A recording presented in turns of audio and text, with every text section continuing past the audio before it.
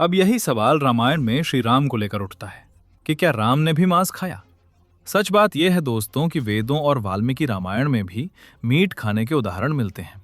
आप सीता माता के पर्सनैलिटी से सोच भी सकते हैं कभी कि वो गंगा माता को मांस ऑफर करेंगे। सुराघट मतलब मदिरा का घड़ा नहीं, सुर प्लस अघट यानी कि जो देवताओं के लिए असंभव है। नमस्कार दोस्तों, अभी जो आपने वीडियो देखा है यह ध्रुव राठी का है।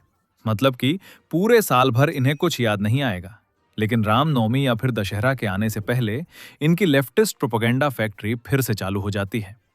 प्रभु श्री राम के निर्मल चरित्र पर ऐसे आरोप लगाते हैं ये। मैं पूरे वाल्मीकि रामायण के खंगाल के प्रूफ्स लेकर आया हूं। मतलब कि इतने दिनों तक इन्होंने धुरंधर पर वीडियो बनाया तो मैंने कुछ नहीं कहा। मैंने कहा कोई बात नहीं, स्किप कर देते हैं इसे। लेकिन अब बात हमारे धर्म पर आ चुकी है। मेरी गारंटी है पूरे इंटरनेट पर आपको ऐसी वीडियो और कहीं नहीं मिलेगी। आइए इस वीडियो को शुरू करते हैं।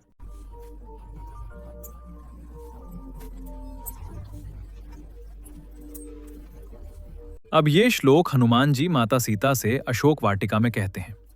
ना तो प्रभु श्री राम ने कभी मांस खाया, वे 4 समय में उपवास करके 5वें समय में कंदमूल और फल खाते हैं। प्रभु श्री राम वनवास जाने से पहले माता कौशल्या से प्रतिज्ञा करते हैं कि मैं पूरे वनवास में एक मुनि की तरह कंदमूल, फल और शहद खाकर ही अपना जीवन व्यापन करूंगा। ऐसे परम आज्ञाकारी पुत्र इतनी कठोर प्रतिज्ञा करके जंगल में पनीर बटर मसाला खाने तो नहीं जाएंगे। और इवन माता सीता भी प्रतिज्ञा लेती हैं कि मैं हमेशा कंदमूल और फल ही खाऊंगी। एक जगह प्रभु श्री राम सीता माता से कहते हैं कि हमें वृक्षों से गिरे फलों से ही अपना जीवन चलाना है और वन के कष्ट सहने हैं। एक जगह सीता जी श्री राम से कहती हैं, पत्रम मूलम फलम यत मलप्पम वा यदि वा बहुदास्यस स्वयं आरत्य तन्मे मृत सोपम। इसका मतलब यह हुआ कि आप मुझे जो भी पत्ता, जड़ या फिर फल लाकर देंगे, मैं उसे अमृत मानकर स्वीकार करूंगी। एक और जगह लक्ष्मण श्री राम से कहते हैं, मैं वन में फल मूल खाकर सुख से रहूंगा। एक जगह अयोध्यावासी चिंता करते हैं कि हमारे राम राजमहल के सुख सुविधाओं को छोड़कर फल मूल कैसे खा पाएंगे। एक जगह प्रभु श्री राम अपने मित्र गुहा से कहते हैं कि मुझे राजा नहीं बल्कि एक तपस्वी समझो जो सिर्फ फल मूल ही खाकर जीवन को चलाता है। इवन भगवान श्री राम ने राक्षसों का सामना करते हुए कहा कि हम कंदमूल खाने वालों को क्यों परेशान कर रहे हों। इवन ये श्लोक वाल्मीकि रामायण के साथ साथ श्री राम रक्षा स्तोत्र में भी आता है।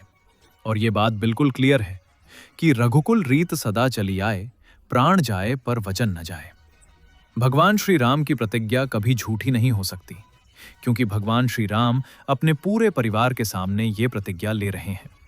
और इनफैक्ट वो तो इतना तक कह देते हैं कि अपनी प्रतिज्ञा पालन करने के लिए अगर उन्हें लक्ष्मण या फिर सीता को छोड़ना पड़े या फिर अपने प्राण ही क्यों ना देने पड़े, तब भी वो अपना प्रतिज्ञा पालन करेंगे। इवन महाभारत के अनुशासन पर्व में भीष्म पितामह युधिष्ठिर महाराज से कहते हैं कि प्रभु श्री राम ने अपने पूरे जीवन में कभी भी मांस नहीं खाया।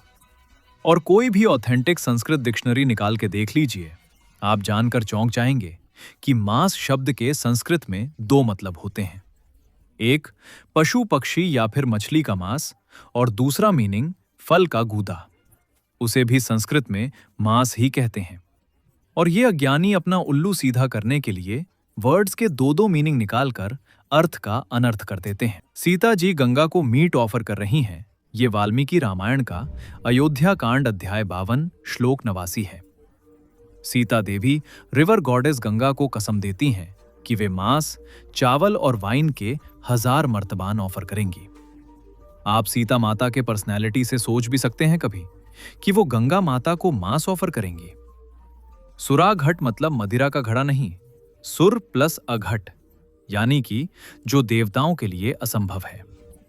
ऐसे हजारों पदार्थों के साथ मां सीता गंगा माता की पूजा करना चाहती हैं और साथ में मांस नहीं बल्कि फ्रूट पल्प, फलों का गूदा।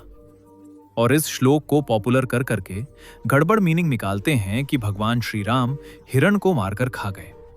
पर यहां पर हथवा का मतलब जान से मारना नहीं बल्कि हल्के से पीटना है।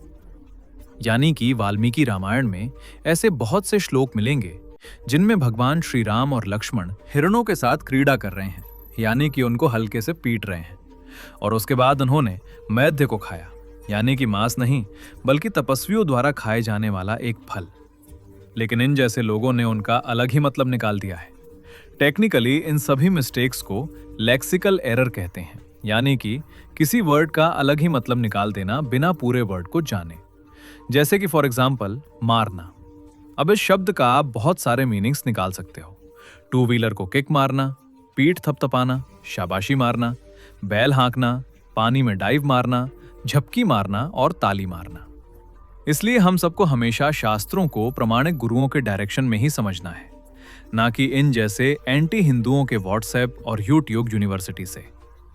और जब भगवान श्री राम स्वर्ण मृग को पकड़ने निकलते हैं तो लक्ष्मण उन्हें पहले ही बता देते हैं कि वो मारीच राक्षस है। तो भगवान श्री राम कहते हैं कि अगर वो मृग है तो उसे पकड़कर सीता के बगीचे में छोड़ देंगे, वो खेलेगा।